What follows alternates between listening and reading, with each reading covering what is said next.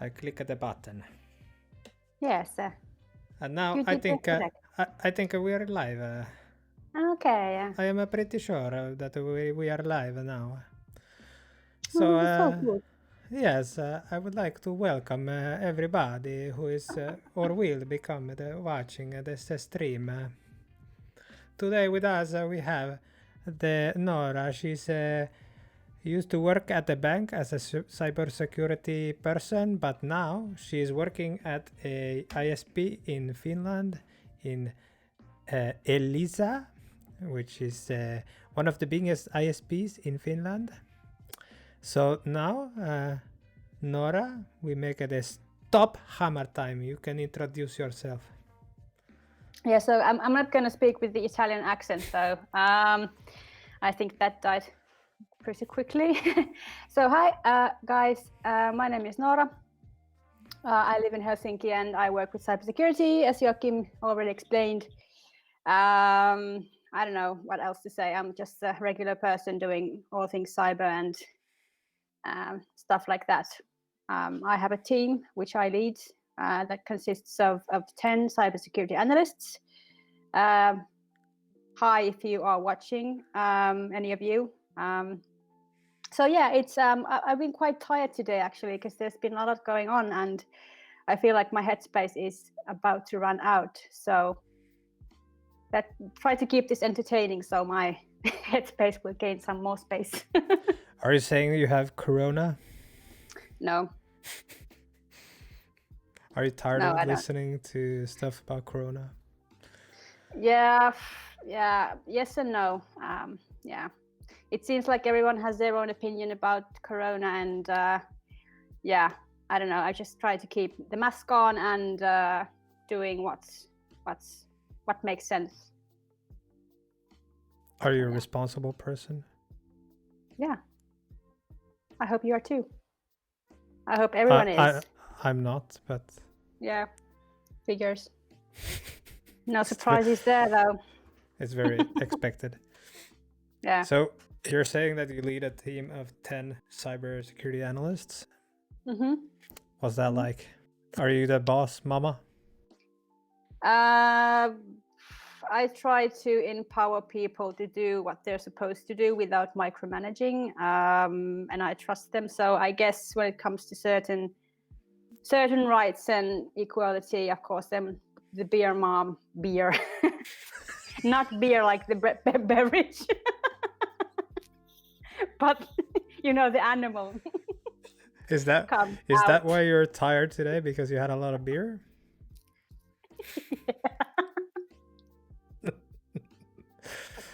This is water though. Yeah. No, we've established that in the past with colleagues and friends alike that Finnish people don't drink water. It's vodka every time. So yeah, that's an interesting conversation if we'd like to go that way. But to me, it's like, remember when we met in the summer and then... In the sauna, yes? No, summer. Like. No, I think you forgot that we met in a sauna. Yeah, whatever. But anyhow, probably you recall that I did not drink beer. So anyhow, yeah, I don't know. Maybe this whole darkness is taking its toll, and yeah, I don't know. Socializing with people takes also energy and stuff. So although virtually happening, socializing, I mean. So yeah, a lot going on. Yeah, and basically, I don't know if you know this, but for foreigners, every time Finns meet, they apparently meet in a sauna. So that's why when we met, we were actually in a sauna. So just to, reiterate that. And I don't remember what you were drinking, to be honest. So you're probably drinking something. Yeah, me neither. Tea, probably. Yeah. Green tea or something. Yeah. Tea featured with a splash of something to sharpen the senses or dull the senses.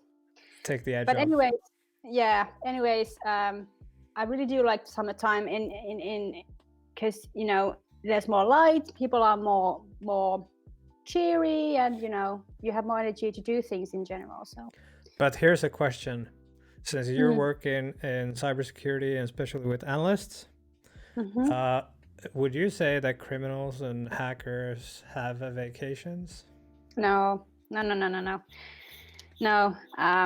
I don't know. Yeah. No.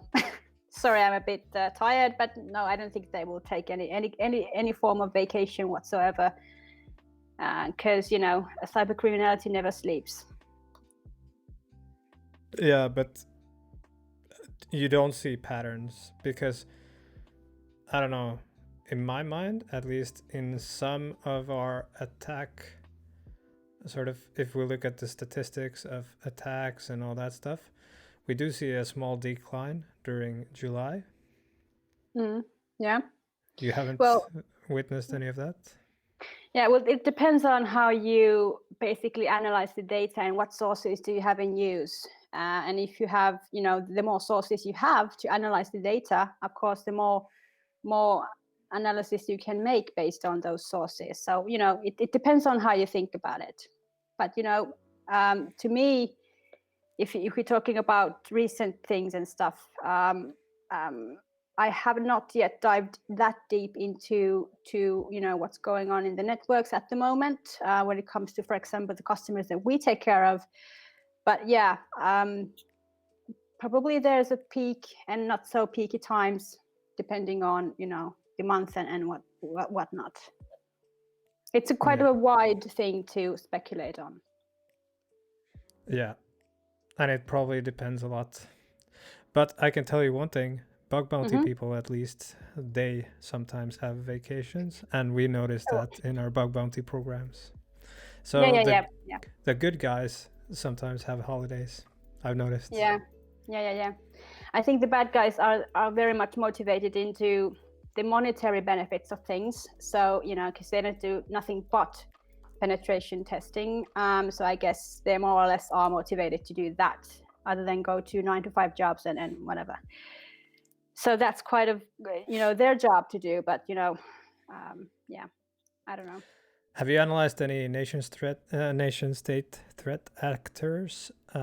Because as far as I know, even some of those nation states, they have holiday vacations. What we do see in logs, for example, which is very typical, is that we can see like their normal working day. So it's like according to the time zone at 9 or something, they start and then they stop at 5. They have lunch breaks and stuff. Like really? You can see it in the logs. Yeah. Have you seen any of that? No.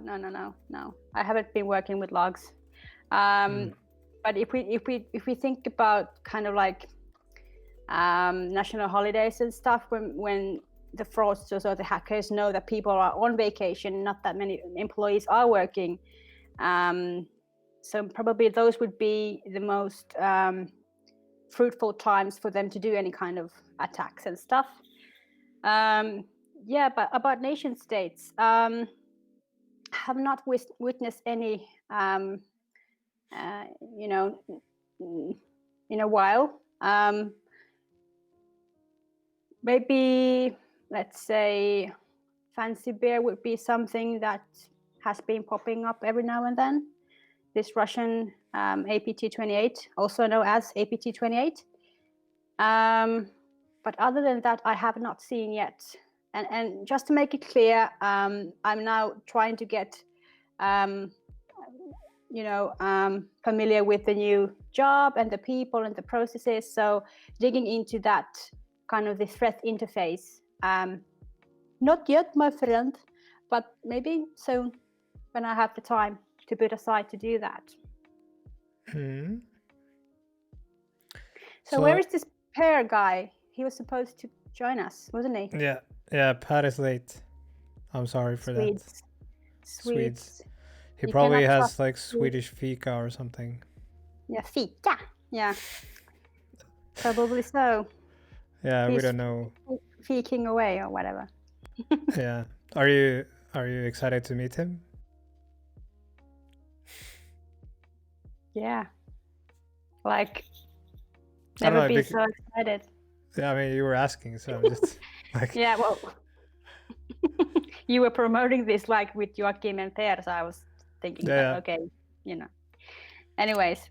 He'll be here at some point. Yeah. We He's can just talk waiting shit for about the him perfect. in the meantime.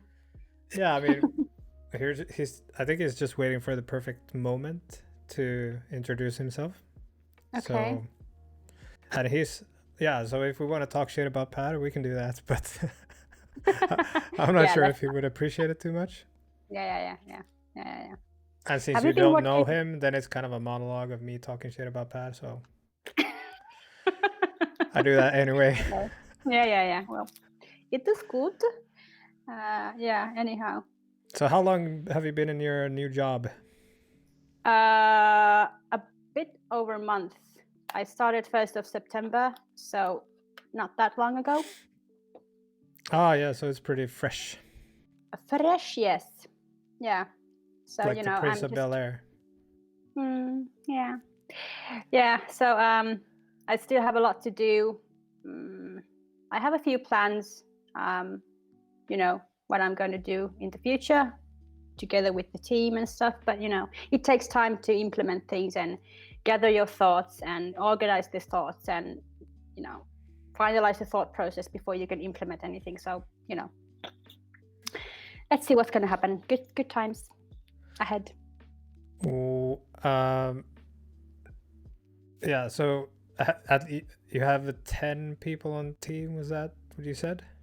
Have you met all of them? Have you had the chance to meet all of them at least? Good question. I was just actually talking with one of the analysts about, how challenging it is to kind of like do cooperation and plan things, especially when I have a team that works around the clock 24/7. So there's always someone who's taking care of the business as we speak.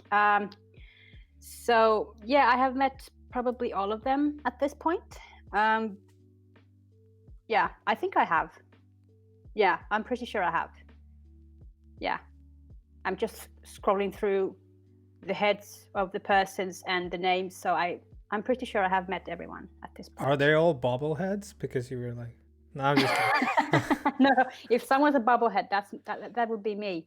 Oh, okay. But I was just scrolling through.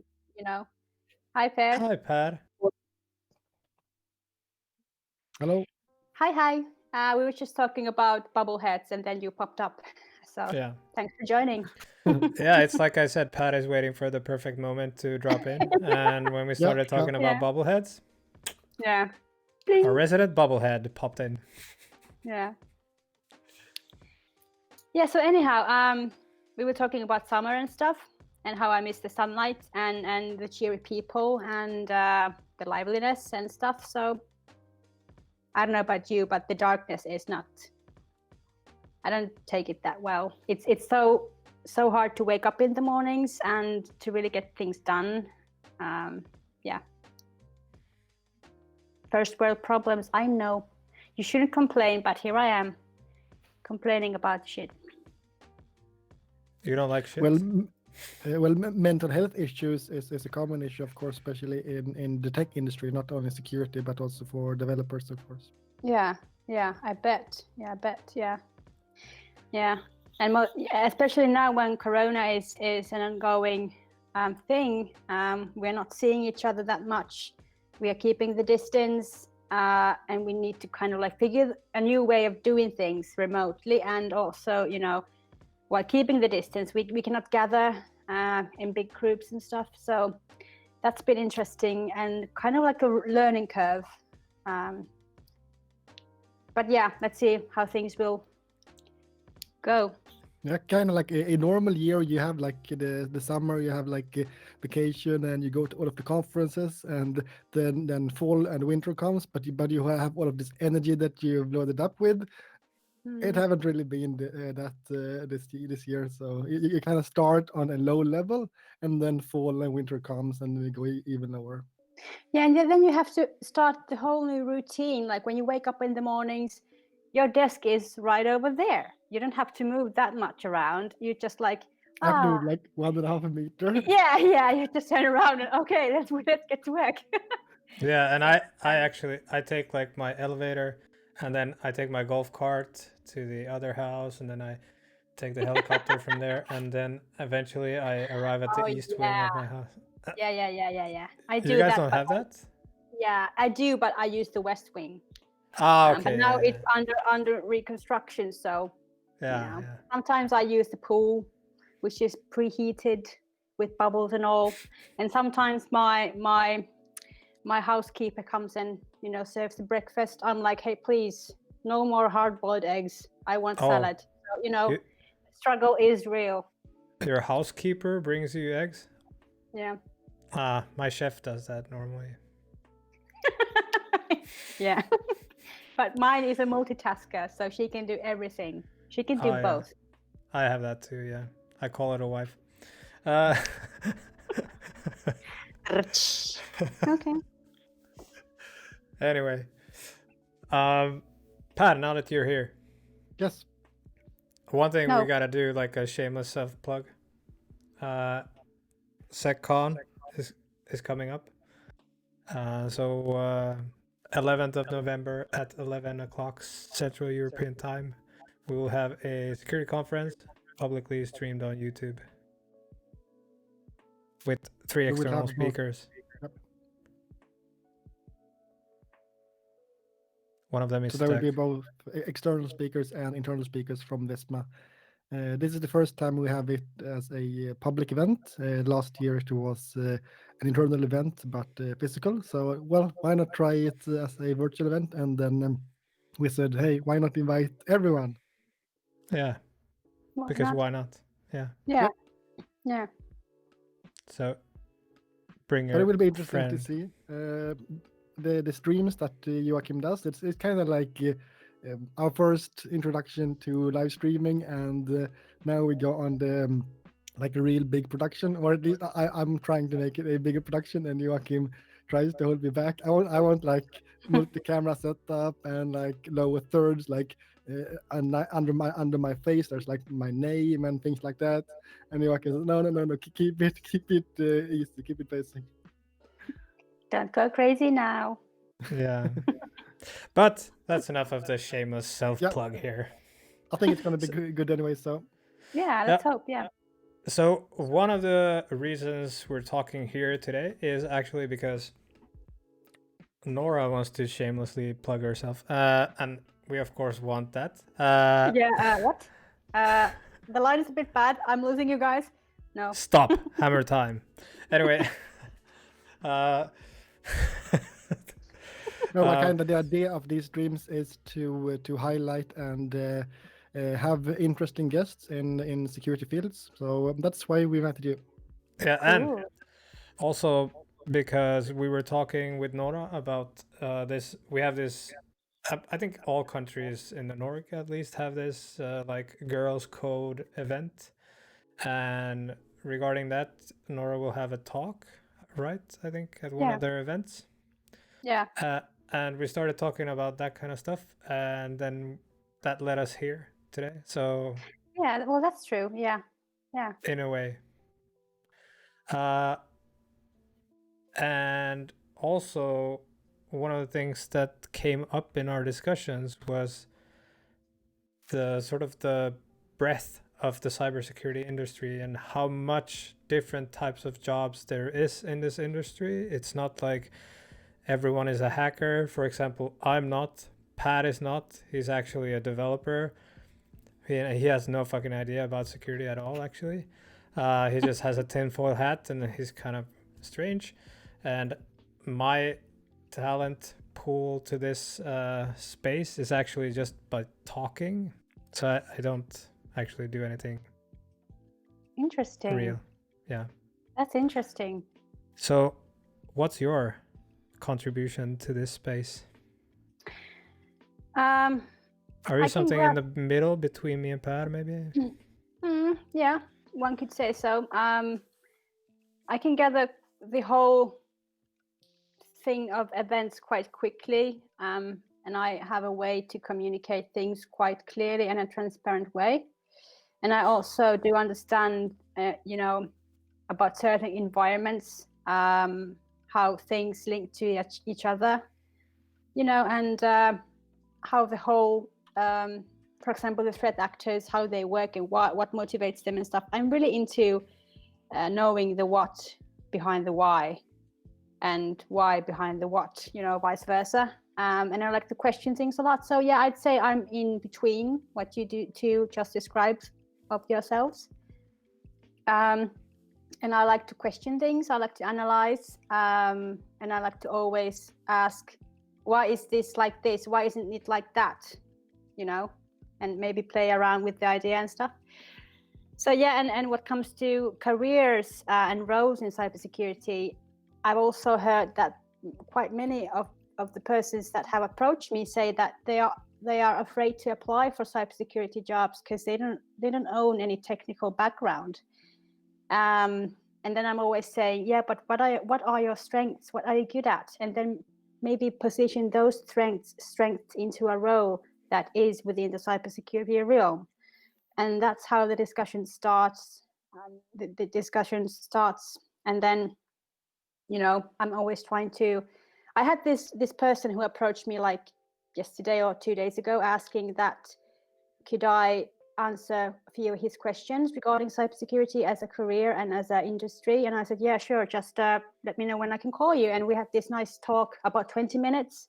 And I said to him, okay, let's do so that you will send me a CV and I will tweak it and we can together make it better so that the one who you are sending a CV to sees that, okay, these are the qualities that, we can use in this role in cybersecurity. And he was very thankful for me to have just having the time to spar with him a bit, because he was totally from another industry.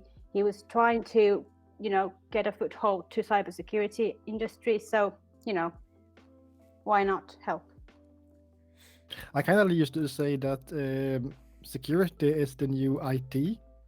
Like back in the days, and then moving forward, IT is everywhere. Like even if you work in a shop, you have IT, you have computers and things like that. Now we see kind of security having the same thing. You have physical security infrastructure, you have legal parts like GDPR, you have compliance, you have so many fields within security. Yeah, that's true. And the kind of like the red string in all of the, when people think about moving or changing their career paths more directed into cybersecurity, they are frightened that maybe they don't have the competencies or the skills and whatever. So if we just be more transparent and communicate and bring awareness to what kind of different jobs we do have within the industry, that would help many people to make different career choices, I guess. I hope. Yeah, and actually, for example, some of the more sort of kind of the careers that you would not expect, for example, us to have is maybe like, let's say we have two persons who work for communicating security issues within the company and outside the company, and basically all they do is communicate about security to everyone, to the employees and everything. And that's not something necessarily that I would put someone like Pat to do. Like, he's a developer, he's a tinfoil hat. It's probably not something that another hacker, for example, would do. So it's more of a soft skill type of job. And the same goes for a lot of management positions when it comes to security. It's more of a soft skill type of job. You don't need to know everything. That's why you have the experts, right? Yeah. So if you're a good HR manager, for example, and you're a little bit interested in security, hey, why not be like a security manager or something? But of course, there's room for people like me too. There's like you can do coding, and I also do a lot of education and trainings. And now we move more into e-learning, so there is room for that if you want to have more like the educational part. But you can also write code, like I used to do, and I still do quite a lot. And well, we do these streams, and we're doing conferences, and there is so many things. Yeah. I'm never bored a single day because there is always new stuff to do. Yeah. And at least our employee have the flexibility, so we can move kind of into what we would like to do. That's Where nice. we don't have any restrictions really. Yeah, that's nice. Yeah. And I think all of the companies that work today within the digital world and digital things, they should also have their own people and employees educated about cybersecurity, sharing information in some level. If you let's take for example an organization that works with cybersecurity, doing everything that is categorized belonging to cybersecurity, like privilege access management, analytics, threat intelligence. It's important that that organization exchanges information together, so they all know what the other does. I think that is important nowadays, to know what the person next to you does. Yeah, it's easy to create silos, especially we have seen that now in COVID. Normally, when we sit close to each other and different teams, it's so easy to just have a chat or go take a coffee and get up to date what other teams are doing. Yeah. Miss And those days. and one, for example, very useful thing in this space is also if you're, let's say, you're a good project manager.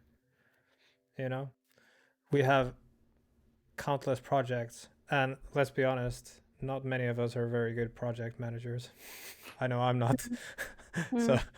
So the usual stuff when it comes to a lot of other business functions also kind of plays a role in cybersecurity. So if you're a project manager, you're a little bit Marketing, interested. sales. Yeah, marketing. So it's kind of like almost anything. Yeah. I do think that if you want to be a project manager, you should have your organizational skills in check, and you have to be a multitasker, and you have to have all the irons on fire at the same time, so to say. So it takes a certain person to do that kind of stuff, but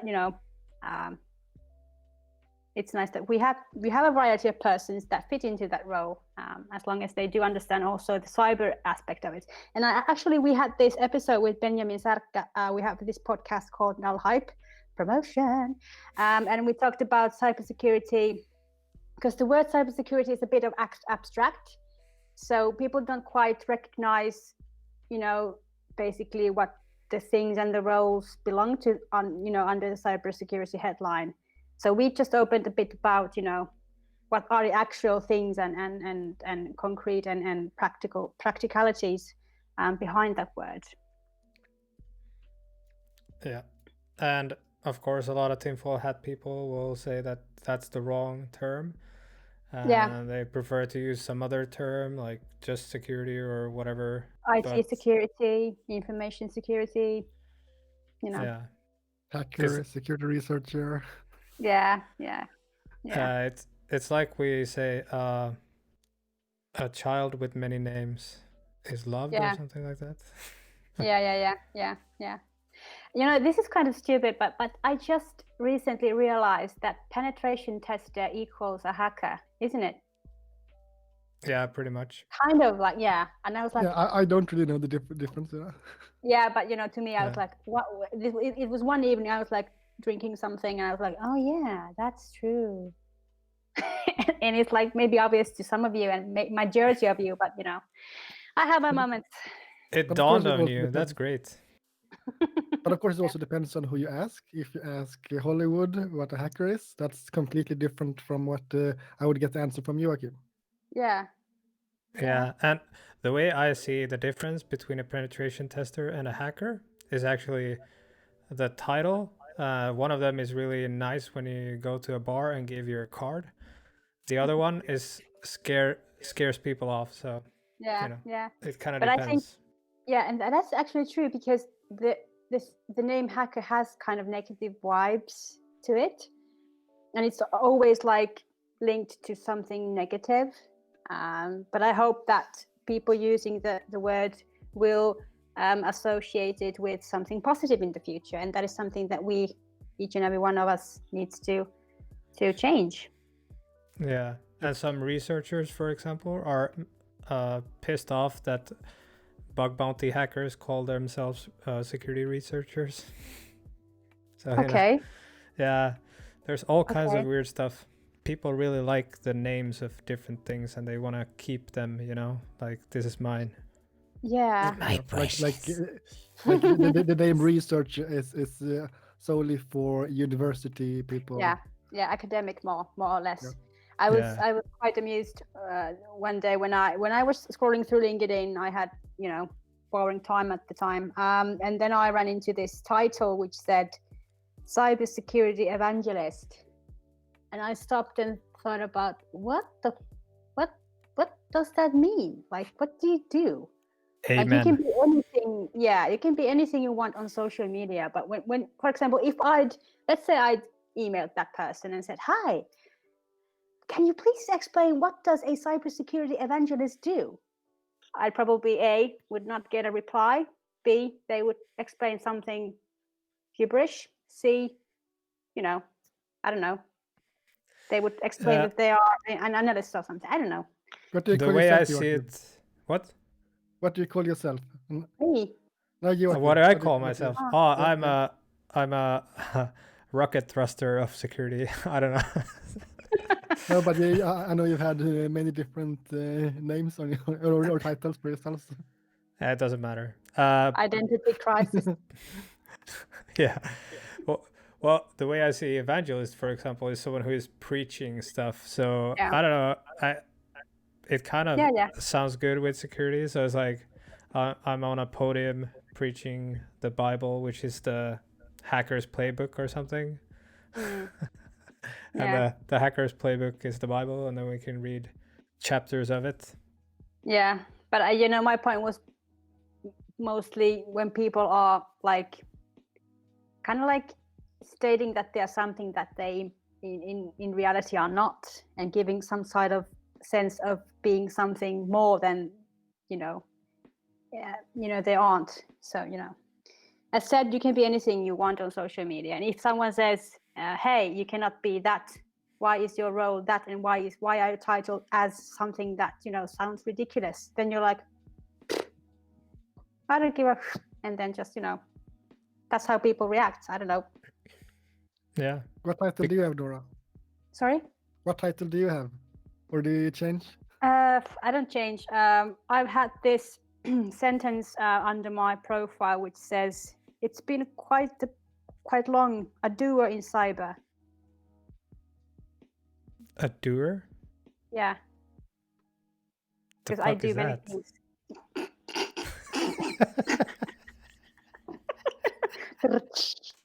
Anyhow.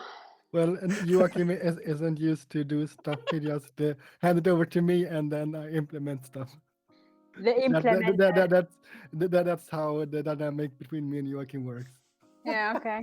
I'm the doer. Oh. I'm Is sorry. Joachim like the... Yeah, now we have to make up a new title He's a for little Joachim. kid running around like all over the place. Yeah. Okay. Yeah. Yeah. I'm like the kid at the candy store. It's like, I want that one, that one, that one, that one. And then Pat It's is also like, called ADHD. is it though? I'm not sure. Security ADHD. Yeah. And you are the implementer. Yes. Yeah. Cool. Oh, that would Ready be a for the good. stickers. That would be a good title for you, Pat, by the way. So, actually, if we think about the different sort of roles that you could have in cybersecurity, then I would say if you want to be whatever you want to be, you can be it. Just I agree. decide that you want to be it. And know the facts. Know what are your strengths and how then they can kind of like mesh into the roles within the cybersecurity realm. I would Yeah. say don't get too hung up on actual skills. As Joachim said, I used to be a developer, and I didn't have any education or anything, certification or similar in security, but I had a passion because I started programming because of security. I thought, like, how hard can it be to write this bot script? And then I made my own bot. So I didn't have any official education, but I had a passion, and apparently that was enough to get hired, and this is where I am today. Yeah, passion for fashion. And if you don't really, let's say you run out of ideas and you eventually get a job and be like Nora, then, you know, if you run out of ideas, just call yourself a doer of cybersecurity and that's it. I don't know if that was a compliment or Ba-dum-ps. yeah. It was a bit of a But burn. okay, But I no, take but that. really, no, but really, you should become a Noora Hammar of your life because Nora is doing pretty awesome. So, how did you get where you are today, actually? Because you've had quite a successful career so far. So, tell us your Uh, secret sauce. um, I've had the privilege of getting to know pretty cool people who have believed in my skills and my attitude and the way they've seen the way I do things, the way I get things done. So that's kind of like my career in a nutshell. Although, I've never believed that I could be in a position where I am today because all of us have had some shitty times in our careers for sure, but yeah. So let's go back. How did you start? How did you get into cybersecurity to begin with? I worked at this financial anti-crime unit where we kind of like surveilled the money traffic and that they don't go into any sanctioned countries. I always wanted to do something that is meaningful and work with the good guys in Team Good, if you might say so. And after that, I became acquainted with authentication products, and with that role came the PSC2 and eventually GDPR. And I worked with fraud, which is similar to cybersecurity but not that technical.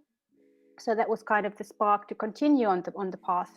Then I've also worked as a business developer when it comes to communicating about frauds and threats to the corporate customers. I've held webinars regarding social engineering, how you can improve your own security levels, basically in your own daily life, doing some sort of practical changes. And then from that, actually, I was hired to a team called Cyber Intelligence Analytics. Mostly writing reporting, doing analysis based on the threats that we've seen in the network.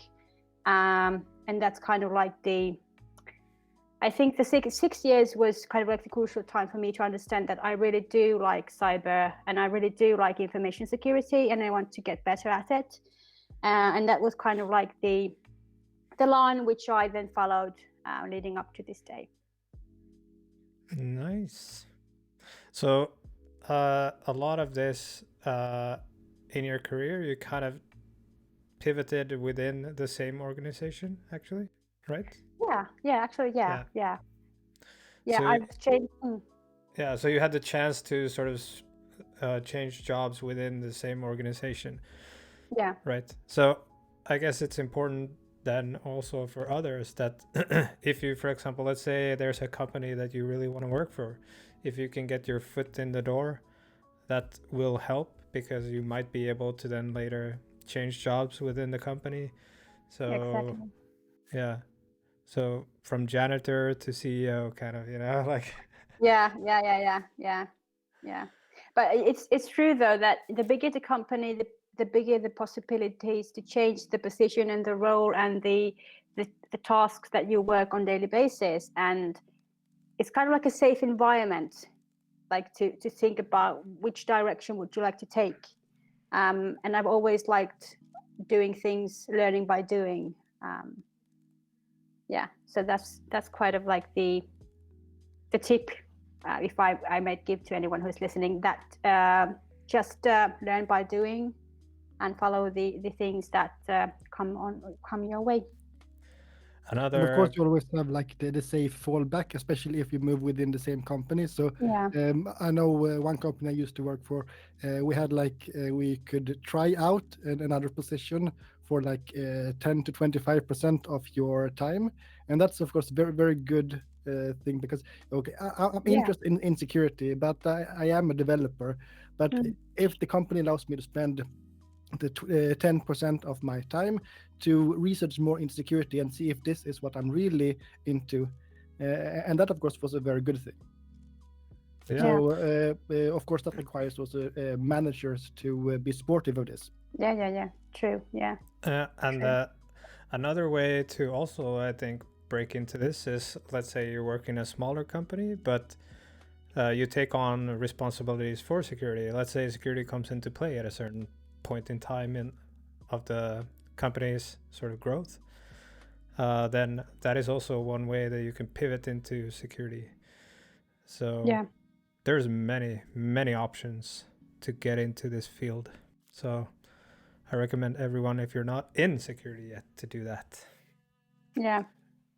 Explore. As long as you know what you're after, and you don't just want something from cybersecurity. I want to work, in cybersecurity. That's like, to me, it's like, okay, but why? Because do you have all the facts in check? Like, do you know the roles, and do you know what they consist of? Do you know the practicalities that come with the role? So let's talk a little bit about the different areas. One area that you've talked a lot about is cyber threat intelligence, and normally I call people who work in that is like the Sherlock Holmes of cyber, like the detectives.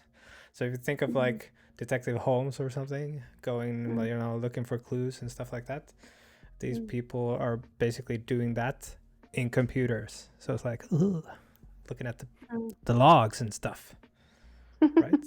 That's one. Yeah, that is one.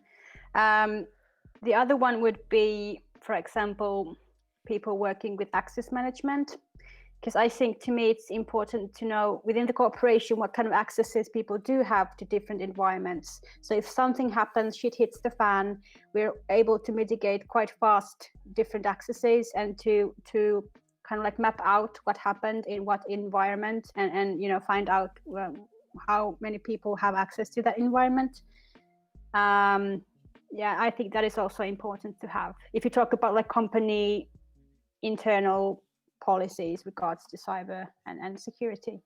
And pretty close to that, of course, you also have like security implementation, like DevOps and hardening of servers and things like that. So that also moves on to network and things like that. So Yeah.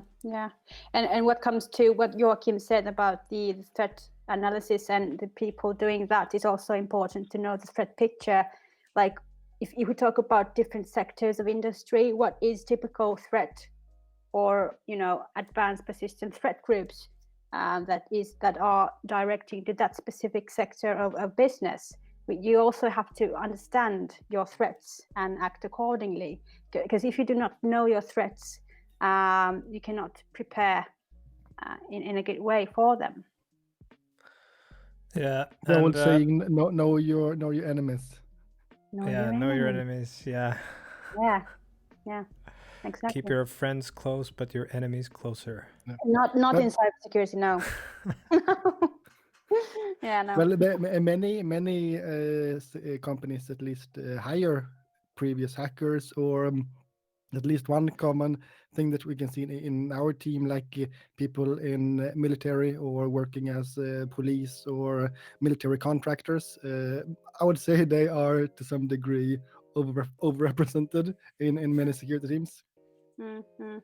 But I do find it to be an advantage if you have someone who can do the penetration testing. For example, if you have a product that needs to be tested, if it does have potentially some security holes, then you have the people who does the security testing, penetration testing before the product gets out and stuff. So I think that's a good role to have.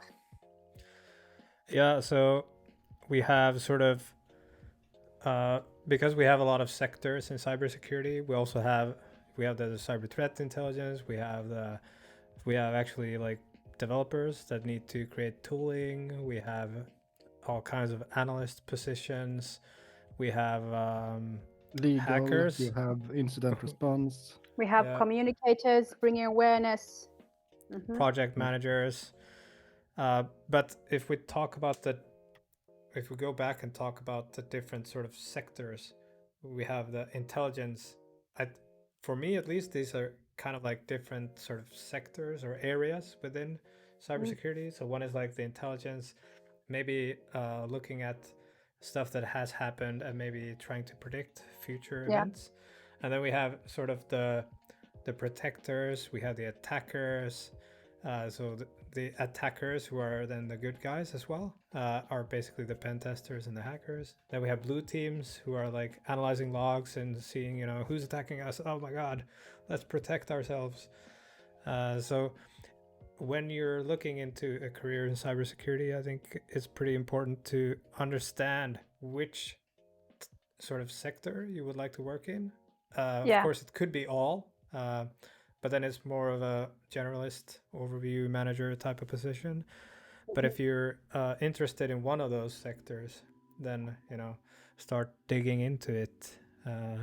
Look what's there. And so, for example, a lot of people that I've talked to that are not really aware of these sort of different sectors and things,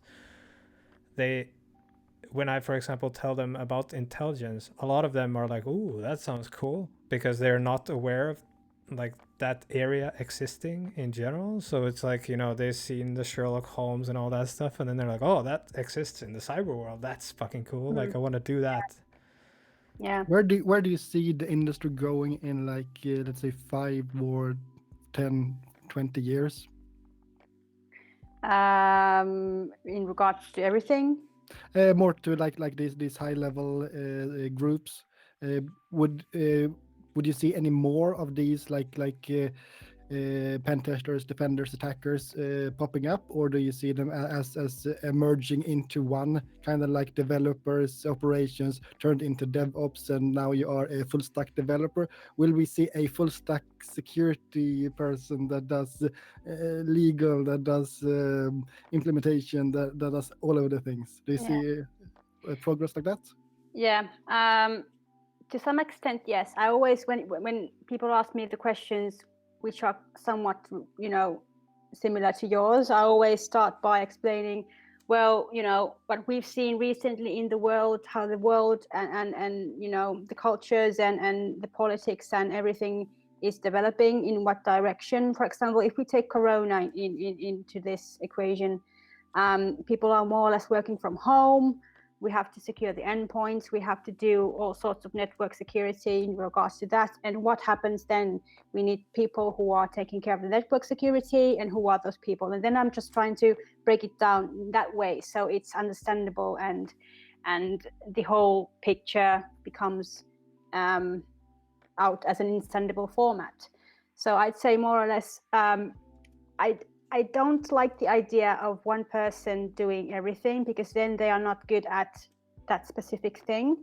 So I like that people, for example, are very niche in the expertise that they do, because then you have quality person doing quality stuff. So I kind of dislike that a lawyer would do, yeah,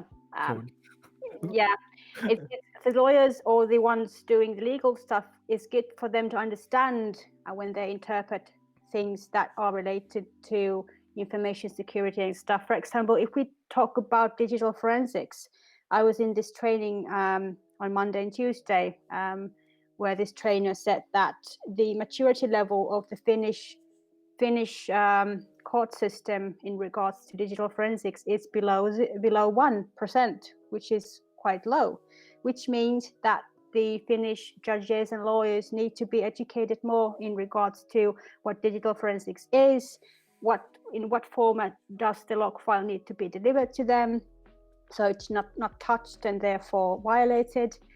So there are so many different things. But when it comes to the digitalization and the world being more digitalized, I think digital forensics is something that will help the court systems, the judges and the lawyers when they are fighting against crime.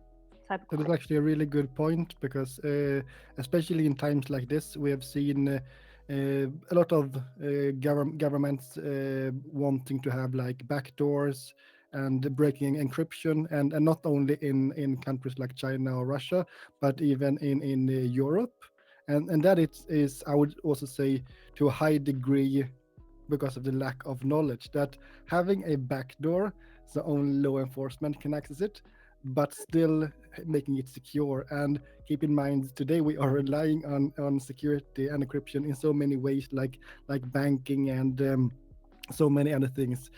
Having a backdoor is still a backdoor, even if it is only for the government. And then, of course, we never know what will happen with this government in 5 or 10 years. Will they still be as good as they are now, or will they turn more into like we have seen in Belarus? Yeah. Now Yeah. they will use that against their own people instead. Mm.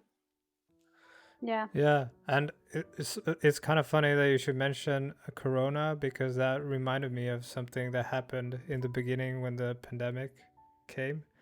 Yeah. One of the cyber analysts or the cyber intelligence analyst found the coronavirus for sale on the dark web, and it was kind of like okay, so if you want to do something bad to someone, you can order the coronavirus to your home, in a nice post office type of like a package, and then you can deliver it to your target. Okay, I'm So just imagining, how did the person get that kind of a sample? Did they spit in a test Yep. tube? Yep. Okay, that's a hobby to have, which is quite sick. But Well, I mean, to each some to each own. people, if you need money, you Hmm. do what you can. Yeah, hustle. Yeah. So Yeah. I don't know if you've ever really, if companies in general have considered a pandemic as a threat vector, but I remember us calculating how many people in our company will potentially lose their lives due to the pandemic and stuff like that. But also we did not account for someone, for example, purchasing the virus and then delivering it, for example, to our CEO or something. So Yeah, that's not like a direct threat. That is like indirect threat, I'd say.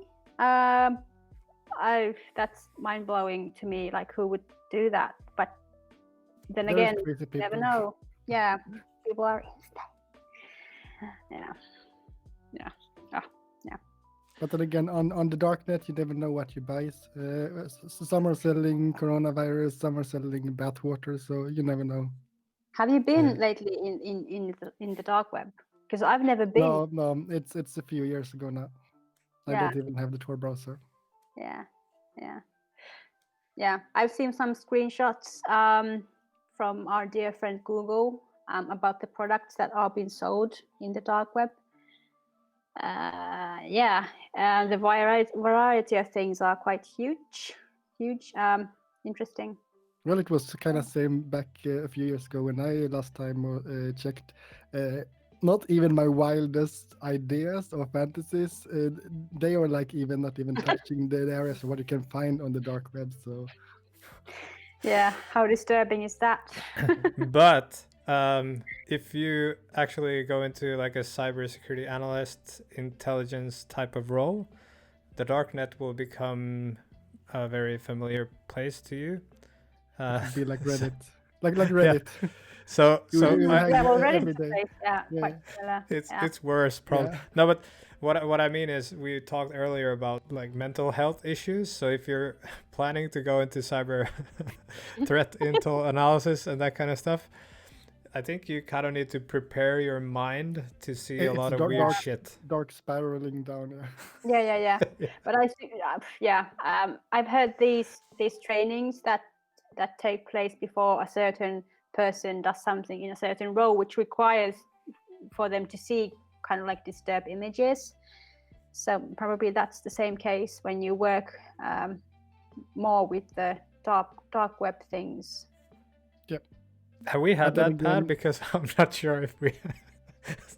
I think we just throw people into the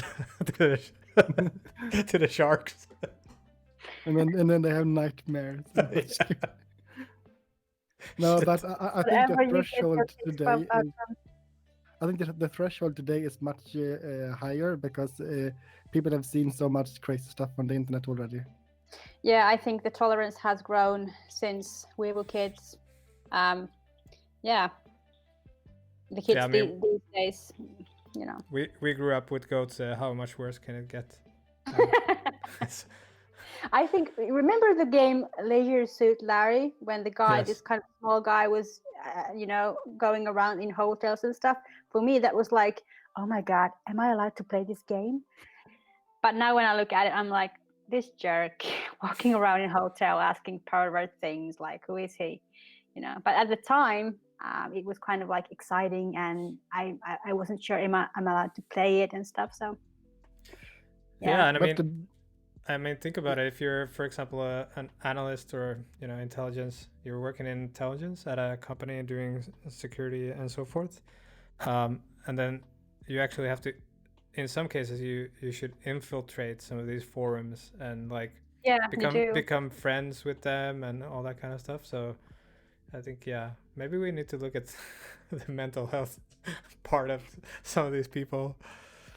I never actually considered that. My parents always used to say, "Don't talk to strangers. Don't get into a stranger's car and things like that." Today, it's exactly what we're doing on social media. We're talking to strangers. We are sharing so much information about our personal lives that we would never do in the real world or some years ago. That is correct. I think the threshold is more lower because we don't see the persons behind the screen. We only see the content that we upload to the service that we're using. For example, Instagram, if you have a private account, of course you are able to scope out the people who are following you and seeing the content. But if you have a public account, of course you don't know who watches your stories or your pictures, who has found you by a certain hashtag or location detail. But it will be interesting to see in a couple of years. Well, none of us are young enough, so we didn't grow up with the internet or mobile phones. But today's generation does that. Like my nephew is like 2 or 3 years old. He's better on the iPhone than I am. He can do anything. He can't say a word, but he knows the iPhone. He can start his game and he can watch YouTube videos and things like that. When he grows up, that's going to be really, really interesting to see. Yeah, that's a good point, because I've been also speculating that how are the kids, the future kids and generations are supposed to do any handwriting? Remember when we had these textbooks when we were at school, on elementary school and stuff, writing things with our hands. Now the only thing that they use is their phones. So is that skill going to be forgotten because of the gadgets that we have? Yeah. Who knows? And not only forgotten skills. We talked about mental health before, but I've seen people that are 12, 15 years old having issues with their neck and problem with their fingers, like they're bended or things like that. At 15 years old, that's something that you should have when you are 50, not 15. True. Yeah, true. I think that is also linked to how people are being raised. It's really like very touchy subject. But then again, you need to have a phone. You need to be accessible. You need to, you have everything in your phone. You have your social media apps. You have your banking. You have, your card. These days you can pay with your phone. So the gadget that you are,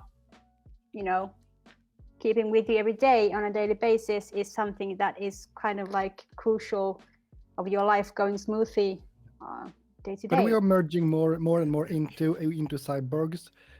We have our devices so close to us, like we have our smartwatches and phones so near. So I would actually say that we are cyborgs today, and give it a generation or two, and then we'll have like the Elon Musk chip in your brain and things like that. So, then we are actual cyborgs, and you've seen like the exoskeletons where you're like super strong.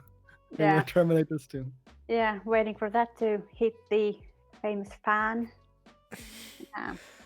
Okay. I think we're running out of time, so I think I have a really nice final question for you. I prepared this in my mind for the last 2 minutes.